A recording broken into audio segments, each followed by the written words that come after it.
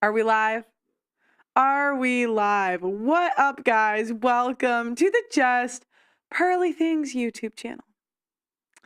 And welcome to another episode of Pearl Daily, where I cover this week's treachery, debauchery, and craziness.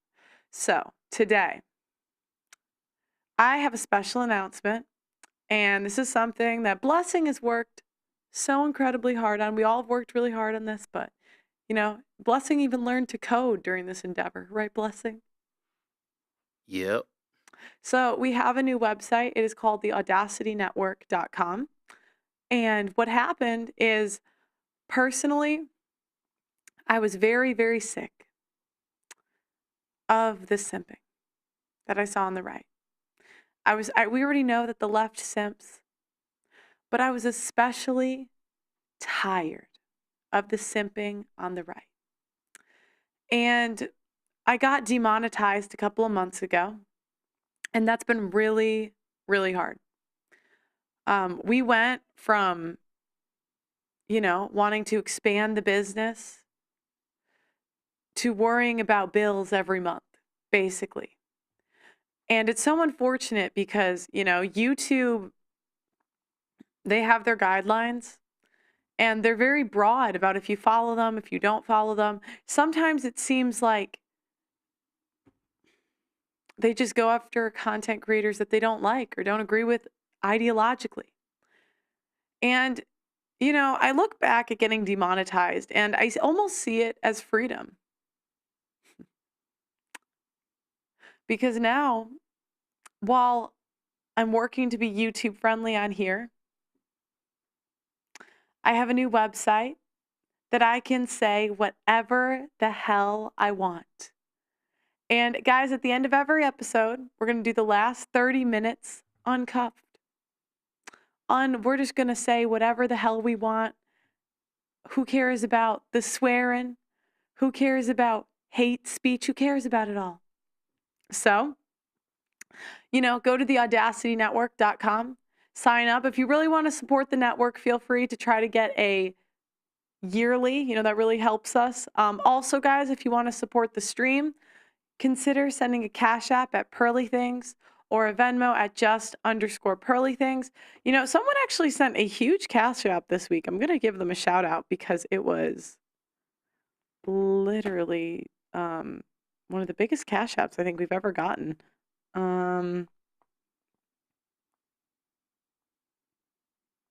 Yeah, Lawrence William. Thank you very much, Lawrence. He sent a $500 Cash App, so we really, really appreciate it here. Yeah, so, instead of complaining about the problems, I decided to create a solution. So go to theaudacitynetwork.com if you want to support the stream. Okay, so let's get started. All right, guys. So today we have a couple things we're going to go over. Number one, I want to talk about these fake tradcon women. And I want to talk about the archetype of fake tradcon women. And this does relate into the case that we are going to talk about, which is Ruby Frank and her abuse allegations. And I think Ruby Frank is really the epitome of a fake tradcon woman. This is a woman that had, God at the forefront, according to social media, according to YouTube, according to everyone involved, and her business partner was one of the #1 counselors for the Mormon church.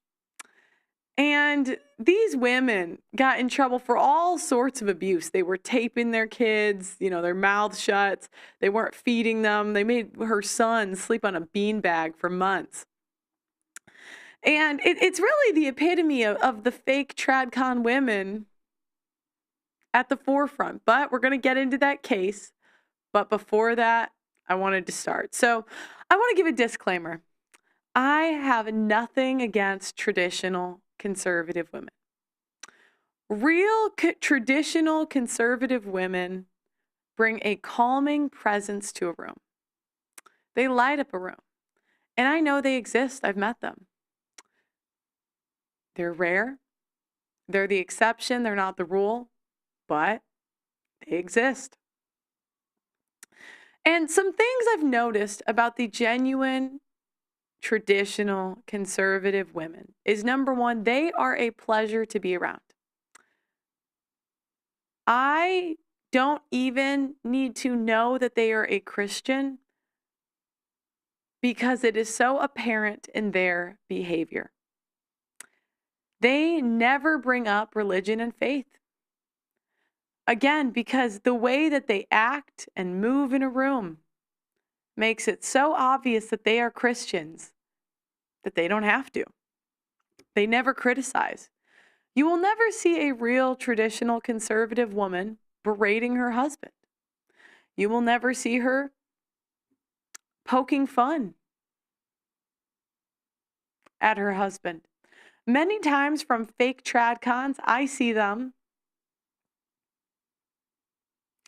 belittling their husband.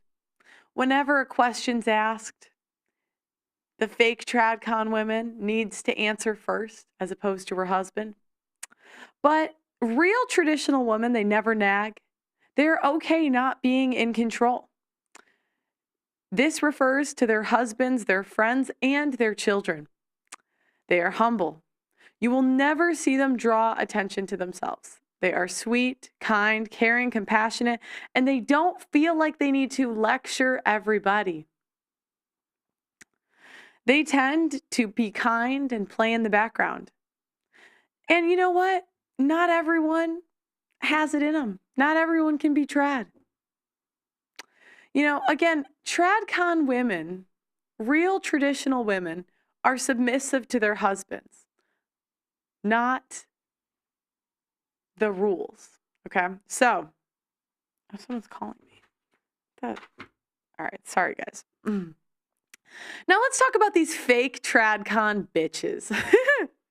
Okay, so guys, today, I wake up on X, okay? I go on X, and I see pictures of me are going viral. These tradcon women. These women have nothing better to do. All day, they're in my comments. All day. And I saw a picture of me and an ex-boyfriend of like 3 years ago going viral. And these women claimed that I have the opinions that I have because of this relationship, okay, from 3 years ago. And what I wanted to point out is, one, that these women live in the past. This is why men do not open up to women. Because the second you open up to a woman, especially fake tradcon women, they use any information to criticize your behavior in the future.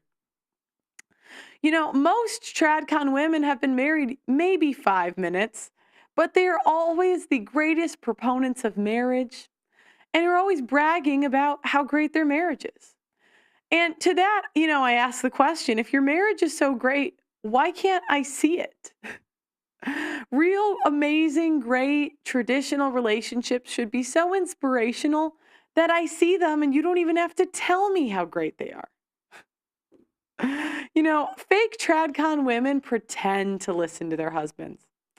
But anybody that knows them personally knows that it's a show. They cannot wait to show the world how trad they are, and everything they do or show honors themselves and not their husbands. Most are playing a part and not being honest in who they are. I actually prefer OnlyFans whores to fake tradcon bitches. If you were really traditional, you would have been a virgin on your wedding day and you would not be arguing and attacking me online because there are words that you do not like. And I want you guys to pay attention because the way that women react to me is the same way that they react to their husbands. When they try to get me to stop talking instead of turning off the channel, they do the same thing to their husbands. They must control his speech. You know, and you see this, what they'll do, which is especially evil. They use the Bible to control their husbands. Their favorite line is Their favorite line is their husbands must love them like Christ loved the church. And they use this line to shame any behavior that does not benefit them. Oh, honey, you spoke to me in a tone I don't like. You're not loving me like Christ loved the church. Oh, honey, you're not making enough money. You're not loving me like Christ loved the church. Oh, honey. You're not parenting our children in the same way that I think is appropriate. You're not loving me like Christ loved the church. Fake tradcon women may as well be God's police. They feel that it is their duty to police everyone and everything. And that is why tradcon media has been ruined. That's why conservative media has been ruined. You guys are too worried about getting conservative female voters. These bitches will never be happy. Stop. Have you guys ever tried to make a woman happy? My God. On top of that, they ruin the churches. They ruin the churches with their women's groups. And oftentimes,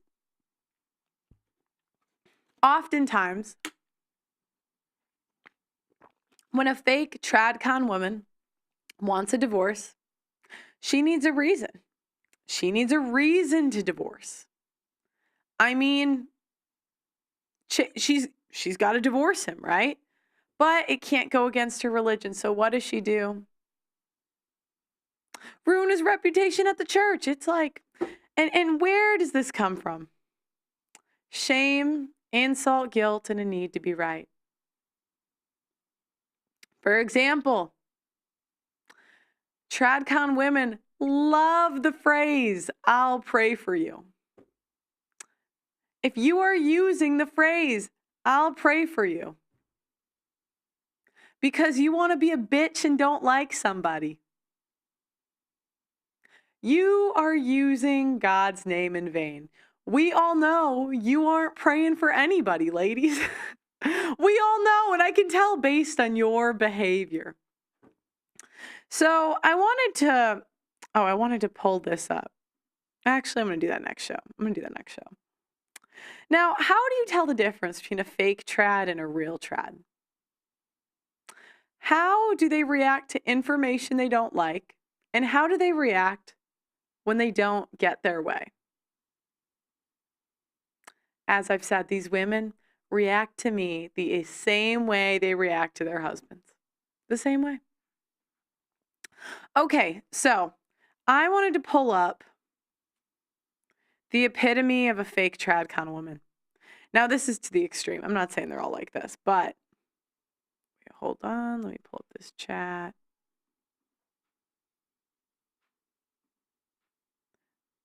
All right.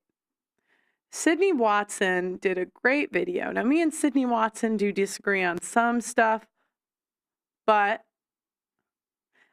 she's a good YouTuber. You know what I mean? I got to give credit where credit's due. Let's talk about Ruby Frank. Ruby Frank is a Mormon woman. And this Mormon woman decided. This Mormon woman was found to be guilty of child abuse. Child abuse. Let's pull up the video. Blessing. Okay.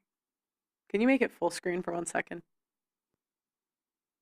Get to hide, you don't get to have secrets. Not in my house. Do you see how loving that is? I don't love this. Hi, my name is Sydney. Welcome back to hell. And as per usual, before we launch in, today's video is sponsored by me and my new little tea company, Lions Tea Exchange, which you should go and check out. Sorry, Sydney, I'm not doing this plug. Okay, wait, give me a nope. Okay, there we go. But as time has gone on, a bunch of the people behind... All right, wait, guys, before we get started, now that I am taking on sponsors, all right, I was introduced to a divorced dad that started this company. It's called Grondike. Roll the footage. It's called the Grondike Soap Company.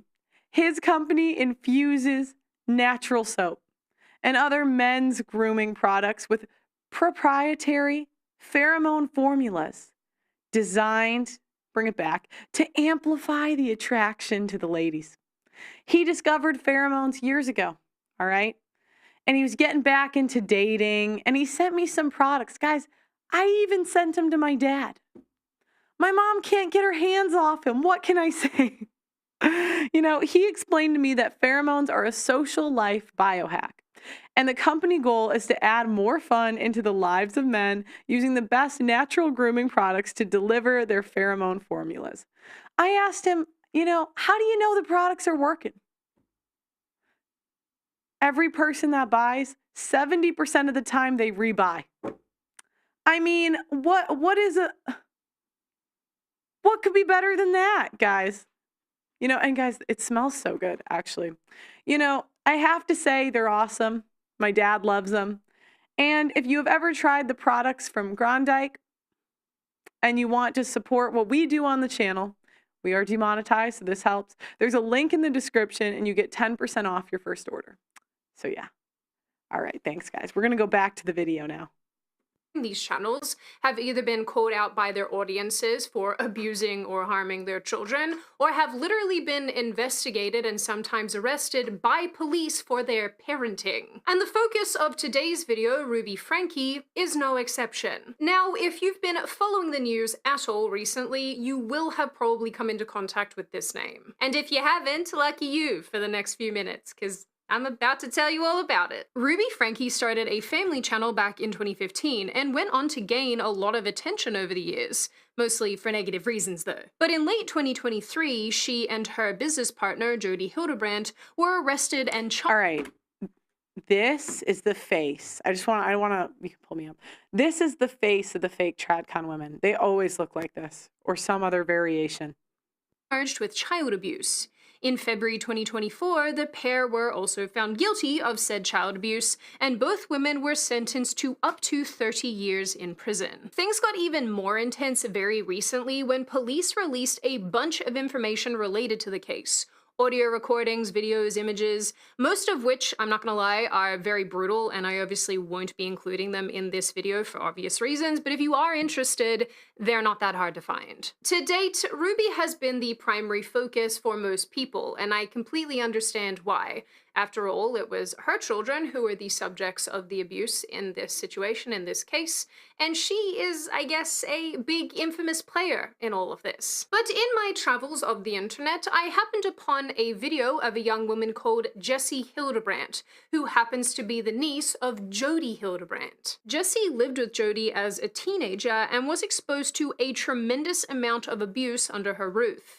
In this particular interview, Jessie said that while Ruby was absolutely at fault, she believed that Jody was actually the ringleader behind the horrible events that happened. But it's interesting to watch the world respond to her and kind of putting her at the forefront. And I understand that she's the mother of these children, and it makes sense. But the philosophies and the therapeutic modalities that she's using are Jody's. So yeah, it's been a really interesting experience watching everyone focus on Ruby, and I understand why, but this is Jody. These are Jody's words. These are Jody's ideas. All evil comes through women. I swear. Not all women, YouTube. Seriously, guys, every time there's a bad idea, I can 85% of the time trace it to a trick. And the thing is, all of this stuff, it comes from women wanting to be in control. The fake TradCon bitches want to be in control of the conversation. The fake TradCon bitches also want to be in control of their husbands. The fake TradCon women want to be in control of the church. When women get power and control, we are evil with it. I don't know why. I don't know how. I just look at the patterns in society. Why on earth would they make this woman, the woman in charge of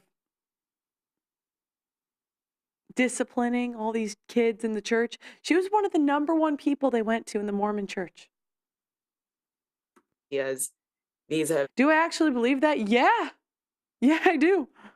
are over decades old. I won't lie, this comment definitely got my wheels turning, and I decided that I wanted to look into it a little bit further, given that I hadn't really seen anybody addressing this issue besides Jessie from this perspective. And just to be clear here, so there's absolutely no confusion, Ruby Franke is absolutely 100% responsible for what happened to her children. I'm not trying to downplay that. I'm not trying to say that she's somehow innocent in all of this. She's clearly not. But sometimes two people meet who probably should never meet, and it's just a recipe for disaster.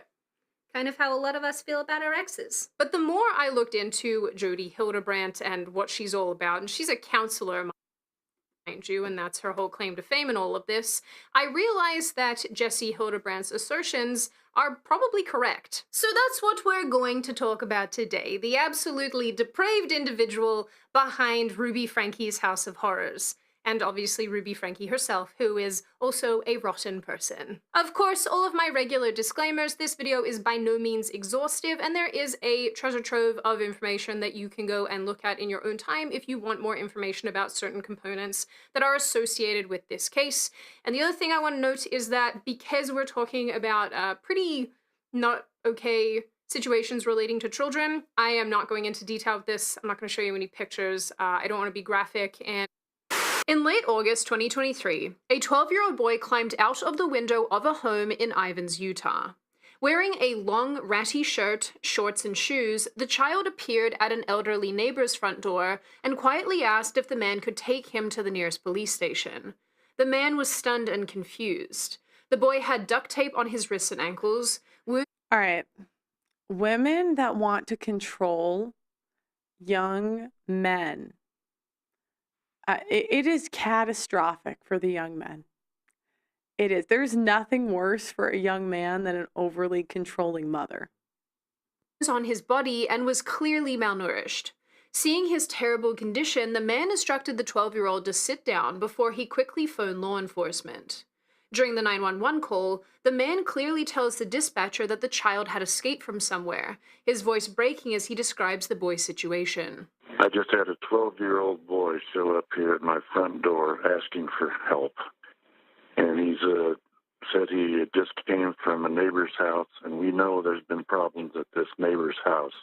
He's emaciated, he's got tape around his legs, he's hungry, and he's thirsty. Okay, this boy has been... Women are more abusive than men. The dad actually didn't go to jail for this. The mother did. And look at, as soon as a man saw the abuse, what happened? This kid has obviously been, I think he's been detained. He's obviously covered in wounds. Oh my gosh, we got our first super chat on the website. Forrest Sparge, thank you. Keep speaking the truth. Going through divorce now. I was very naive before, but I see more clearly. Thank you, Forrest. Our first, can we get a blessing? Let's do a round of applause. Woo! Okay. Okay.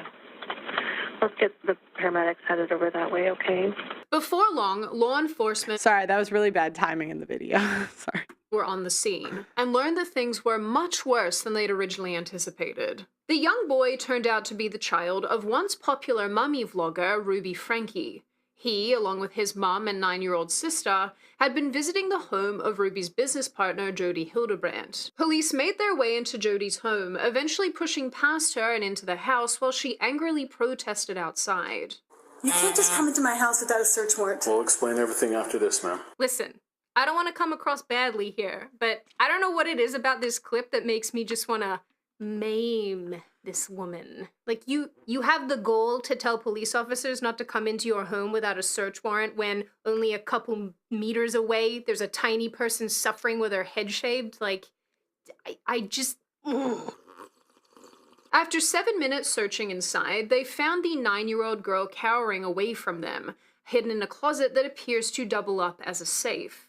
The child sat mute and terrified, even when specialist officers arrived to help coax her out of the home. Soon, Ruby herself arrived at the residence, and she and Jody were arrested and taken into custody. This singular event kicked off a harrowing, disturbing investigation into Ruby Franke and the worldview, the belief system that led to the abuse of all of her children. But as much as people like to say and act like Ruby Franke acted alone, I think the truth of the matter here is that she was acting under the guidance and maybe even supervision of her business partner Jody Hildebrandt, a very evil woman who enacted her twisted world. But you have to understand, and this is about, from their point of view, it's not evil.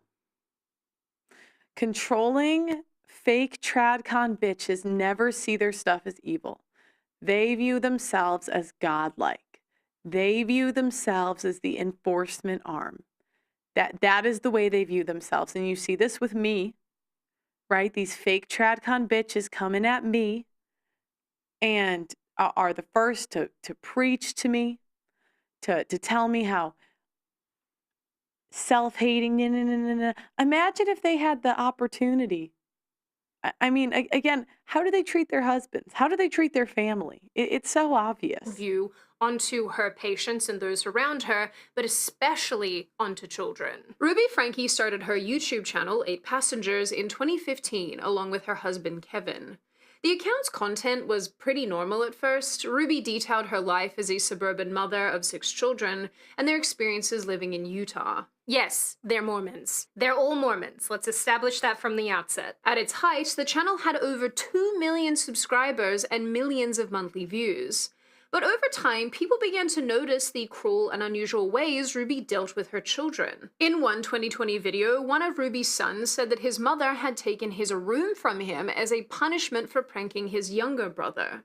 The young man admits that he slept on a beanbag for 7 months, while Ruby laughs to herself about the situation. Do you think it's funny? Because... And then I walk out. If you think it's funny, then that was 7 months ago. Maybe you need longer without a bedroom. In another, Ruby said that she refused to bring her then 6-year-old daughter food at school because the little girl had forgotten to pack her own lunch that day. This happens quite often when you're raising children, because I know that her teacher is uncomfortable with her being hungry and not having a lunch, and it would ease her discomfort if I came to the school with a lunch.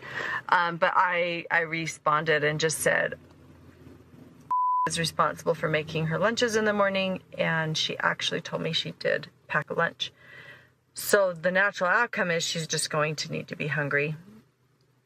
And hopefully nobody gives her food and nobody steps in and gives her a lunch. Other videos showed the children sleeping on bathroom floors, Ruby laughing about rarely getting her children Christmas presents, threatening to behead the kids' toys, and frequently withholding food to achieve her ends. You don't need food. Stop crying or I'm gonna have you go upstairs and you won't have any breakfast. And my kids are literally starving. I hesitate to say this because it's gonna sound like I'm like a mean barbarian. I told the kids, I said, I'm not even gonna let you eat breakfast. You're gonna lose the privilege to eat dinner. Soon, more and more viewers were cottoning on to just how alarming Ruby's behavior was getting, with some even describing it as sadistic and cruel. Yeah, depriving your kids of food until they do what you want?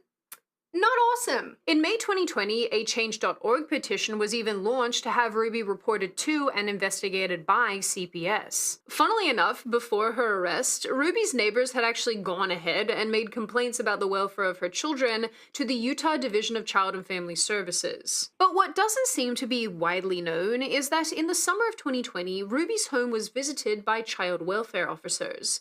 During an interview in 2021, Ruby said, "I remember that morning very well. These officers, they were 2 ladies, said there had been several complaints about child abuse and child neglect. Could they come in and spend some time?"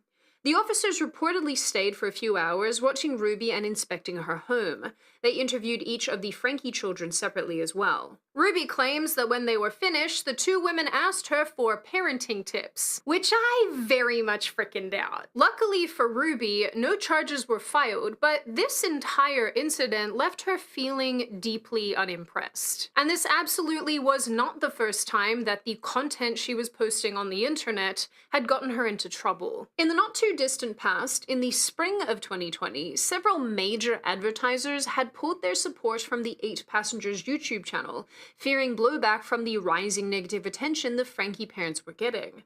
Before that, in August 2019, viewers of the channel went mad when they found out that the then 14-year-old Chad, the Frankie's second oldest child, had been expelled from school, and they'd sent him to spend 10 weeks at the Anasazi Foundation Wilderness Therapy Program. And it's reached a point where Chad needs to develop some very basic maturity and skills. Yeah, coming from the 2 people who abuse their small children, sure, we're definitely going to be taking maturity advice from you. This conversation, I think it would be a great place to end the vlog today.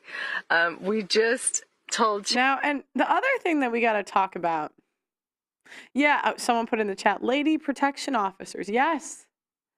Women don't, I mean, women get fooled into having children for men that talk that they shouldn't. You know, like, I mean, where is this, like, women can logically tell the difference between who's playing them and who's not? We wouldn't have kids for guys that, you know, we end up saying are abusive later, which is basically a myth. But yeah, and the thing is, it's also evil to let your kids live online. I'm sorry, children deserve the right to a private childhood. Children deserve the right to not have every embarrassing moment be put on the internet. Modern mothers don't care. Now, guys, I hate to do this. I'm gonna watch the rest of this video, or maybe like another half hour of it, 20 minutes. But I'm gonna do it on the website. I'm sorry, guys. I know, but you can watch the full thing on Sydney's channel. You go to Sydney Watson, type that in on YouTube. It's the first thing. But yeah, we're about to go live just on the website, and I'm going to give my unfiltered thoughts. If you guys have any questions, I mean, look it, I'm ready. So, can you end the stream on YouTube and X and go to...